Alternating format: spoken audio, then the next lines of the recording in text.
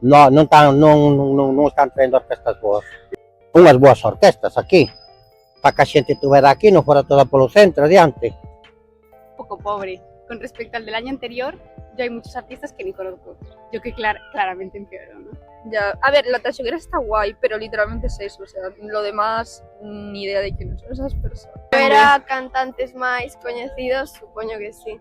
Eso vin por redes sociais, que pasar por redes pois o programa, un PDF con todo o programa, eso sí, pero nada máis, publicidade polo rock, pois a verdade non me dou conta de ver. Sí. Guau, pues yo sí que pondría París de Noia, cosas de orquestas así. O el combo, incluso Satélite, que fue así güeiro y estaba bastante bien. Despois de Rapants estaría moi ben unha extensión con The Rapants, Fillas de Casandra que xa estiveron outros anos. Rosalía, Quevedo, Aitana... Sí.